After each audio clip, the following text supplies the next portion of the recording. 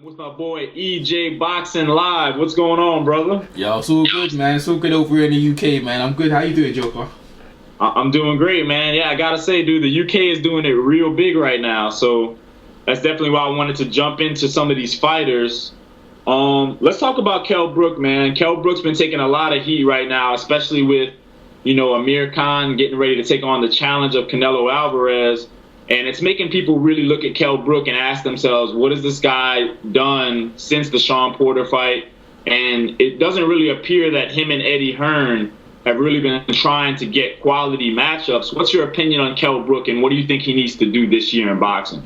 Well, my opinion on Kell Brook is that ever since he won the championship from Sean Porter, which most people didn't think he was going to do, Eddie Hearn said we're going to try and fight Keith Thurman's of the world, we're going to fight Pacquiao, we're going to fight all these big fights, and it hasn't happened. What's happened is Kell get injured, and then they talk about fighting a mandatory, they fight a voluntary Frankie Gavin, and really I was thinking about Eddie Hearn, who just basically balancing the books, because he's invested a lot of money into Kell Brook, and basically he wants to get it back. So he's not going to put him in no danger fights, so they're going to give him a couple of easy fights, and then we're going to try and put in a big fight. The Brandon Reyes fight fell through, and you could understand why. Brandon Reyes like, I ain't coming over there, they weren't paying him enough, and some of the fights they wanted to fell through. But to me, I didn't want to see the Brandon fight. The Diego Chavez fight, was proposition as well. That fell through as well, and and eventually now look where we are. Look, the guys he's fought. Man, people are not happy with it. You could at least Sean Porter,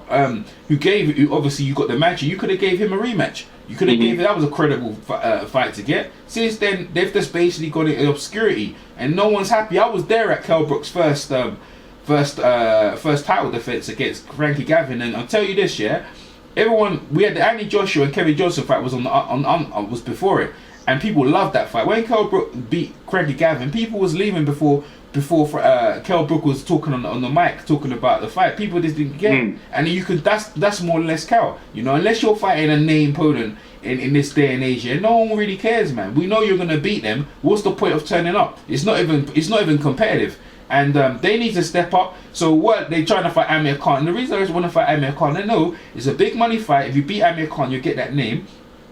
And they could probably finish Amir Khan's career, which they probably wanted to do, which is probably a possibility because the way Kell hits. But I don't know why. Obviously, you want to fight a big UK domestic fight would be interesting. But still, you kind of favour Kell in that fight because of his power. So they couldn't get. So Amir Khan obviously going to fight Canelo, and now look what's happened to you. You're talking about moving on and fighting Golovkin and whatever, and it's like, come on, man, you're not serious. So his career really and truly is in dire straits. His next fight is Busy, right? That's the next guy.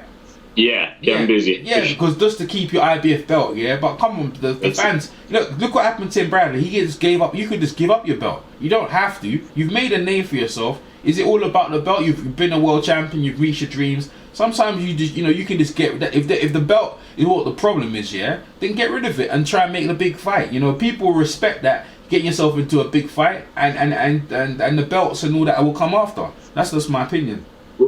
Yeah, and I agree with pretty much everything you said. Let me ask you this question, because this is the way I look at it, and you can tell me if you agree.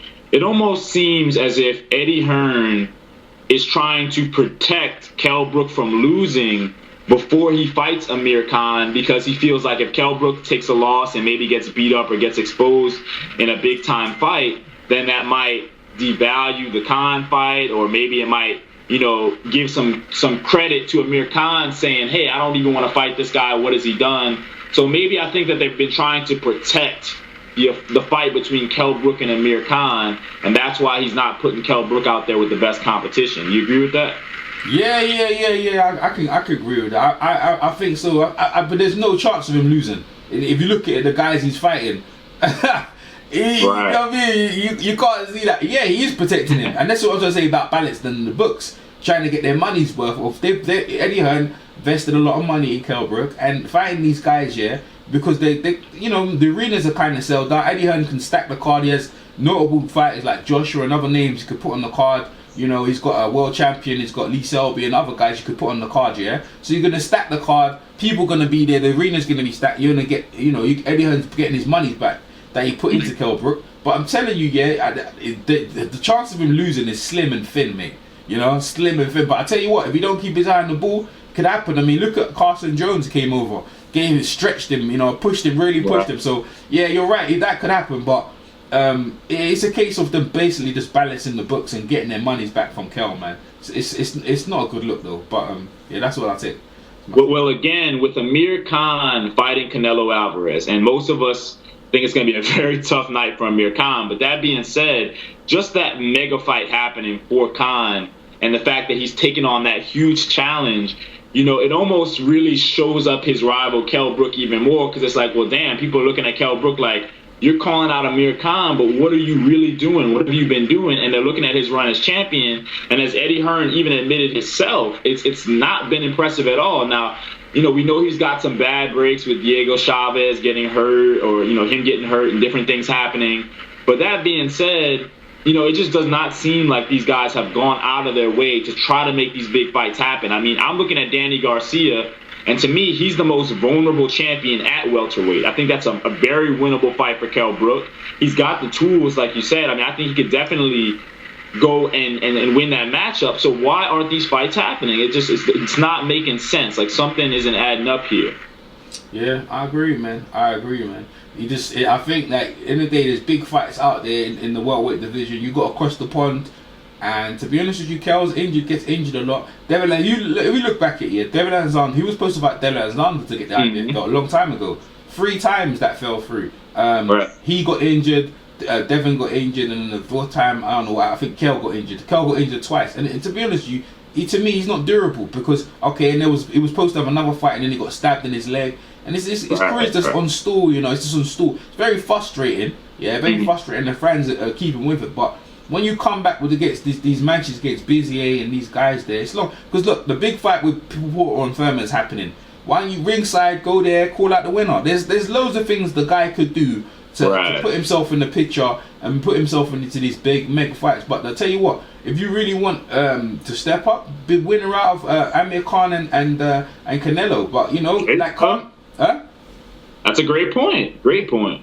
Ringside, that's what I would do, but he doesn't do that. He's sitting there, and to me, remember this the other day, I mean, this even like 2 weeks ago, people were mocking Khan like he's starving for Floyd, and they're making it seem like there was something wrong with that. And I goes, what's wrong with him wanting to fight the best? Amir Khan, I'm talking about. He was there at the fight. People look at him, stare at a picture of him staring over. And I pointed out that he wasn't staring over. Someone probably called his name. He looked over, they took a punch, and they're trying to make out like he was stalking Floyd Mayweather. And anyway, what's the problem with that? What's the problem with trying to fight the best? And I put it to you like this, yeah? Amir Khan always wanted to fight the best from the longest. When he fought Mario Kindlin in the Olympics, he didn't settle for that. He said before he turns pro, he has to beat Mario Kindlin or fight Mario Kindlin before he can turn pro. And he honoured that. He got one win at Mario Kindlin, beat him in the second fight, but then he beat Mario Kindlin in the third fight, outpointing him, and then he turned pro. And then again, he wanted to fight Tim Bradley. Tim Bradley said, "No, I'm going to fight Manny Pacquiao." Again, he's been trying to fight the best for the longest, and now people will criticise him. But now he's got to fight Canelo, where people are like, "Oh, why is he fighting?" Because people was enjoying mocking Khan, and then like, "Oh, he's chin." But no one can disrespect him, and this is a win-win. Now, Kell Brook, on the other hand, he's basically wanting to fight Amir Khan. You've been there at you've been there in the welterweight division for the longest. Amir Khan moved up, remember, from 140. Now he's at 150. He said, "What have you been doing all this time? You've been fighting people like Matthew Hatton. You know what I'm trying to say? Fighting Carson Jones. You know what I mean? Sachenko. These guys here. Come on, man. Like you basically want to fight Amir Khan because you think it's an easy fight. You went over. More props to you. Went over and schooled, in my opinion, Sean Porter. But why? It'd have been good if you just gave him a rematch. That would have been good for your career. Having him twice on your resume. And I'm just thinking to myself, like, you really want the big fights, but you don't. To me, I'm not sure. I mean, Sean Porter was a danger guy, actually. I can't even disrespect that. But since then, nothing else going on. I'd like it if he sat ringside against for the Porter and Furman and fought the winner. I'd really love that. That's the only way you can try to. Well, people will give you back that respect, because it's out the window. I mean, how many? I think was it last year or the year before that he beat Porter? I mean, it seems so long ago now. I don't remember. Well, you make a great point too, because he's been so obsessed with trying to fight Amir Khan. You make a point that a lot of people haven't even thought about. Why not sit there and say, well, you know what? I'll fight the winner of Amir Khan versus Canelo. Now, obviously, we know Canelo has other business with a guy at 160 that he needs to go take care of, Triple G. So he's got other business to take care of. But it's just the fact that Kell Brook is not interested in fighting any other big names other than Amir Khan, and that's literally because you're right. He sees Khan, he thinks he's vulnerable. But the thing where I tip my hat to Amir Khan is here's a guy who went the hard route. He went the route of a guy like a Carl Froch, where he said, you know what, I could stay over here in the UK. You know, I have a big name, but you know what I'm going to do? I'm going to go over around the world, test myself against the best of the best. And in Khan's case, as opposed to Froch, yeah, Khan came up short here and there, but at the same time, he's been in big fights. He's built his name, and he's become a respectable fighter all around, as opposed to Kell Brook, who might be the more skilled fighter at this stage, but has not proved himself, and if anything, has just proven that maybe he doesn't believe in himself. So why should we believe in Kell Brook?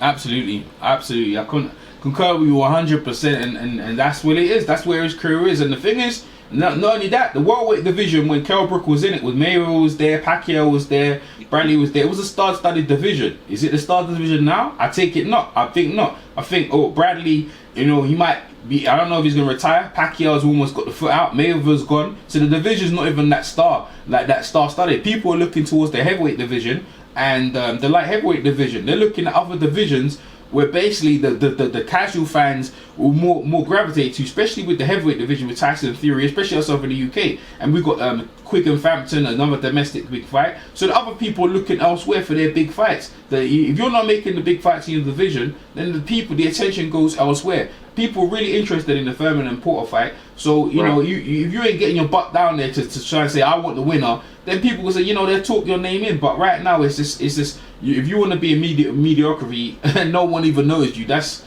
it seems like to me, you know? Yeah, and that's a great point, because you're sitting here, you and Eddie Hearn are sitting here talking about how you're quote unquote calling out Triple G at 155, but you're not even willing to go and take a seat at the Sean Porter and you know, Keith Thurman fight and call out the winner. And we're supposed to believe that you really want to fight Golovkin, right?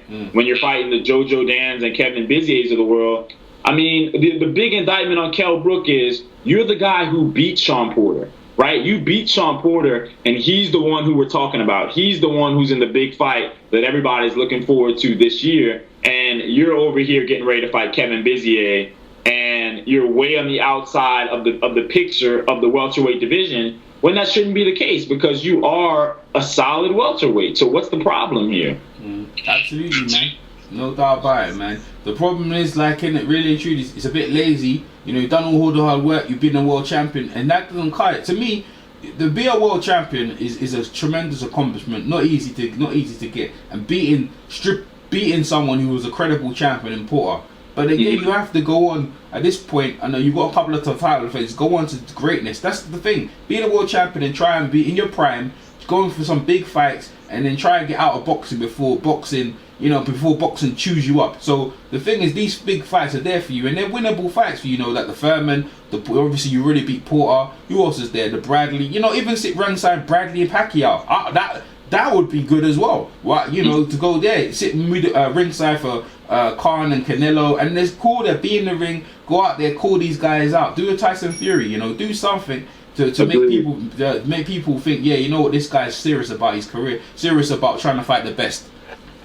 Absolutely. And in my closing statement too, I'm gonna say, just to piggyback off of what you said as well, you know, in this day and age, these championship belts do not have the same type of value that they used to carry. And the reason is because these guys aren't taking these belts and then going on to fight massive unifications with other great champions. They're not going on to fight, you know, top elite competition. Instead, we got guys like Kell Brook who are winning the belt, and then they want to just stay in their comfort zone, fight Kevin Bizier's. And, you know, at the end of the day, you did what you needed to do. I tip my hat to you. You beat Sean Porter. You took the IBF title. So at this point, if you're not going to go and fight a Danny Garcia or try to fight a Timothy Bradley or fight some of these other fighters, that belt has no more value anymore. Throw it in the garbage can and move on and go fight some elite competition. You know, go do something else, or go try to unify. You know, dare to be great, go do something great.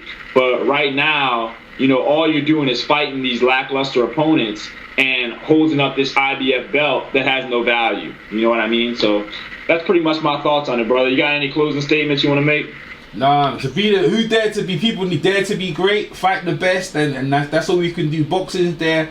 boxing's there to challenge yourself. Not saying Kell Brook you haven't beaten Porter. You have to build on that Sean Porter win. And let's see that, like Amir Khan, he's stepping up to fight Canelo. He could win the fight, and you need something like that in your career. So shout out to Amir Khan and Kell Brook. You need to step up now.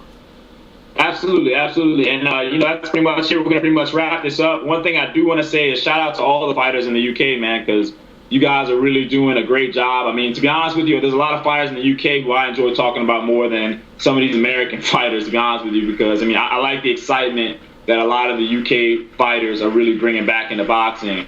But, Kell Brook, man, he's not one of them. He's got to step it up right now before I could get back on his side and really support him, because I can't really support his actions. But those are pretty much our thoughts on it, guys. That's EJ Boxing Live.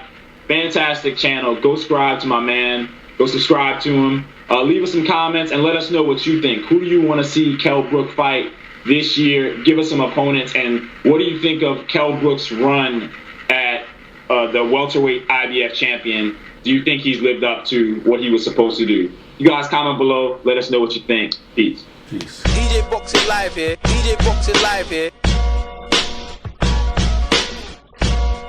Buster Douglas knocked him out.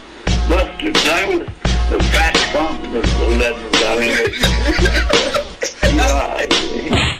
Yo, this is Chris Caban chilling with my man EJ Boxing Live, one of the hottest, dopest boxing channels on YouTube. Check him out.